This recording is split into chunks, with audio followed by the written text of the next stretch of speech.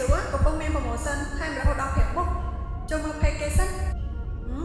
កំពុងស្វែងរក pick up ស្រាប់ផងខ្ញុំគ្រាន់ជានារីទុនសោយម្នាក់ដែលស្រឡាញ់និងពេញចិត្តឡើង pick up មួយនេះខ្លាំងអូប្រហែលថាបើខ្ញុំមានម៉ែខ្ញុំនឹងយកទៅដំឡើងឲ្យអស់នេះតែចំទៅហ្នឹងកាន់តែពិសេសបើបងតែឥឡូវមួយគ្រឿងចង់ថែមអីខ្លះគ្រប់រូបត្រង់ក្រោយមាន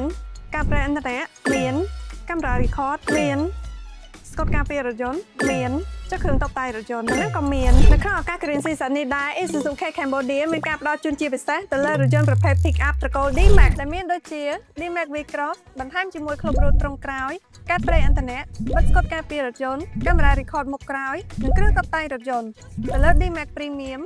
D-Max Deluxe 3.0 និងទៅលើ D-Max Deluxe 1.9 អញ្ចឹងបងៗនៅចាំអីទៀតឆាតចូល Page ឬ Call មកឥឡូវនេះដើម្បីទទួលបានប្រូម៉ូសិនពិសេស